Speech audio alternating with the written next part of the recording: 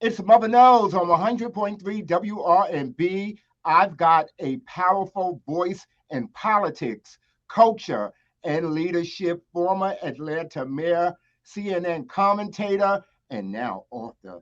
Keisha Lance Bottoms is here talking about her new book, I'm Coming Up on a Rough Side of the Mountain. Let's get into it and welcome Keisha Lance Bottoms. Oh, thank you. And your voice is much better than mine. So thank you for singing that. Thank you so much for joining me, Keisha Lance Bottoms. I love you so much.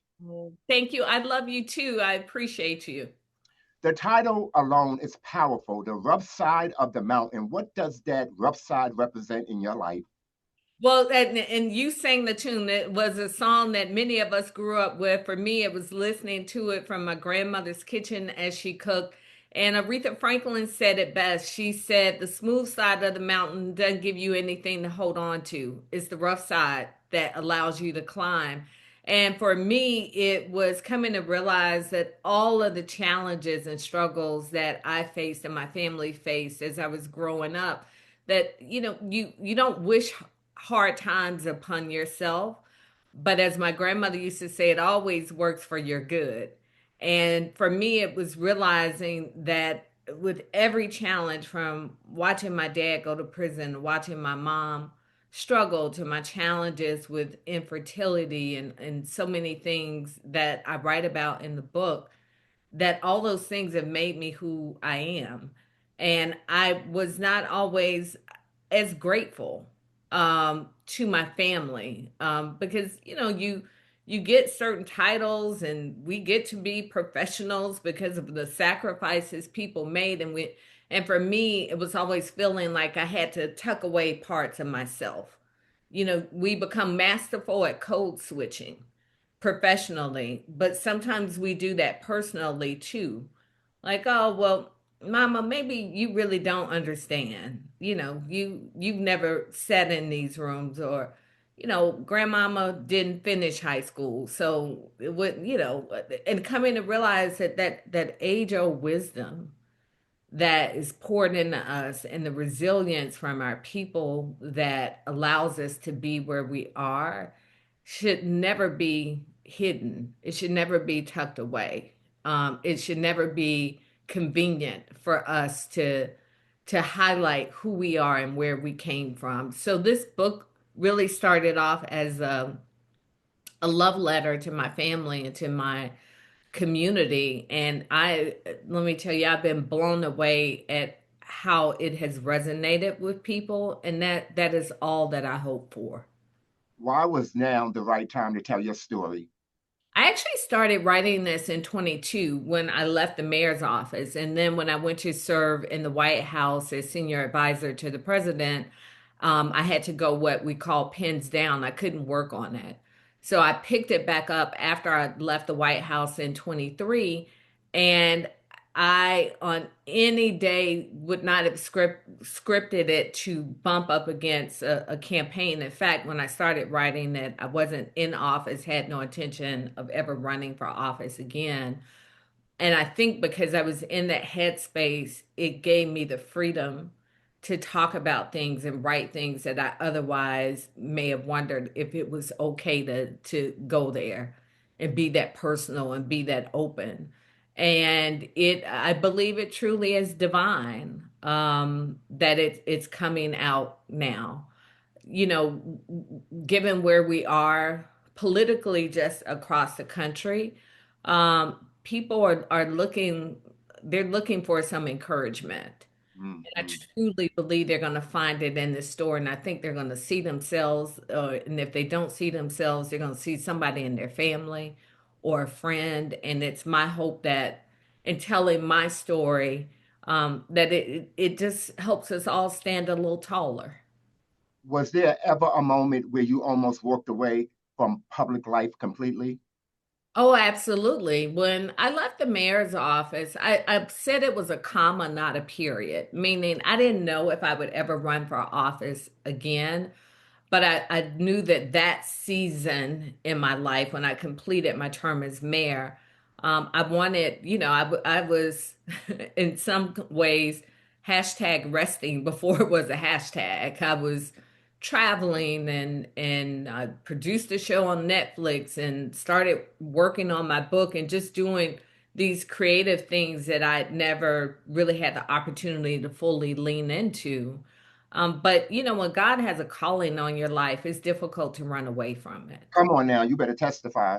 And the more comfortable I got, the more in some ways out of place I felt that I would, and it was a wonderful season of doing all these things, but it was, is this really what you should be doing now? Like they say, that thing that you would do for free is that thing that you know you've been called to do. Now I need checks to pay my bills, so I can't say I won't accept my checks on payday, but it was what is that thing that I know that I'm called to do? And for me, it's been about public service. So I know I'm in my rightful place at this moment. You open up about challenges a lot of people never see. What was the hardest chapter for you to write? Anytime I talk about my daddy, like it just, I mean, even talking to you now, it just makes me emotional. My daddy was a singer. His name was Major Lance. And I talked about his going to prison and his addiction and how it just upended our family.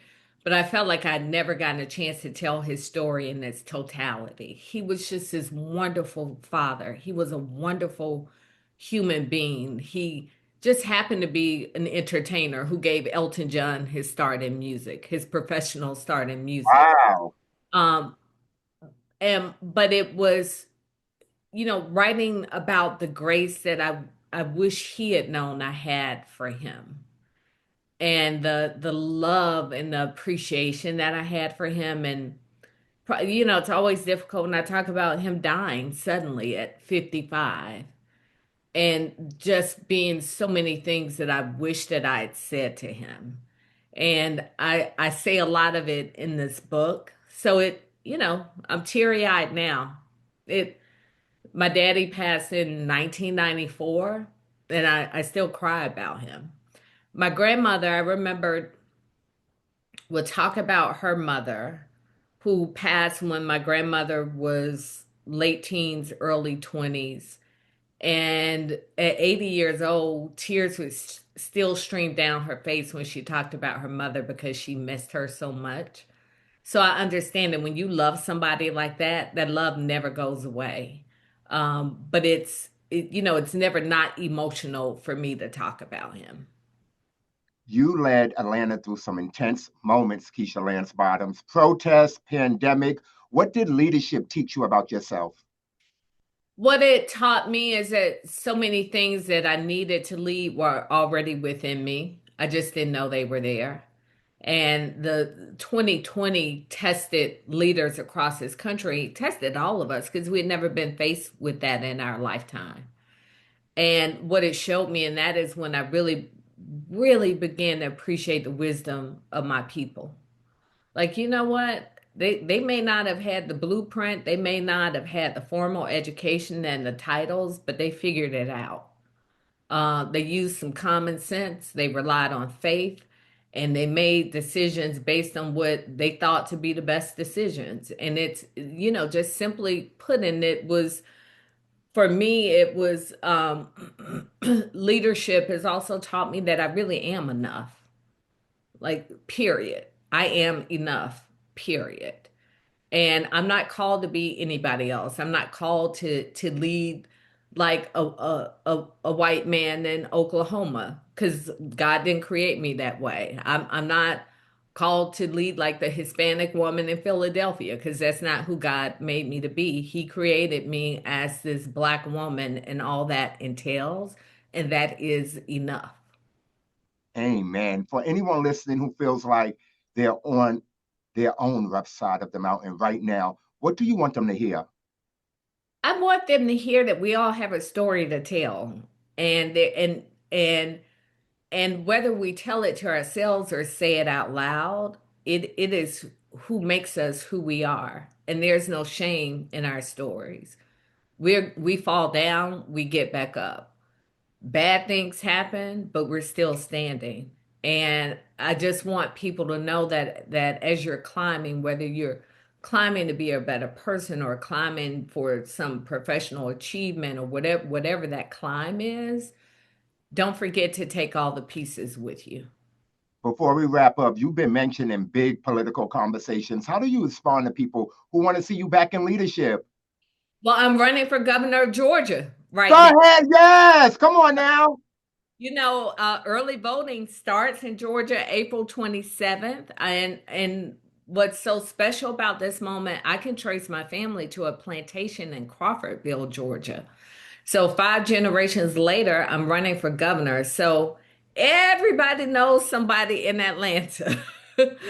So everybody knows somebody in Georgia. So just reach out to your people and ask them to show up and vote. And I would be honored if they would vote for me. And if people want to know more about my campaign, they can go to KeishaForGovernor.com. Final questions. What do you want readers to feel when they finish this book, and where can people get the rough side of the mountain and tap in with you? So it is now on sale. You can go to any major retailer if you're interested in supporting Black bookstores. There's a link in my IG bio at Keisha Bottoms. And I want people to read it. I want them to be inspired and I want them to share it with other people. Thank you so much for your time. I have nothing but love for you. This was the cherry on top of my cake and my milkshake for the week. Much love to you. And when you come to Philly, look me up. I will. I'm so glad to start my morning off with you. Thank you. Oh, thank you so much. Enjoy. And I'm reading. Okay. All right. Bye.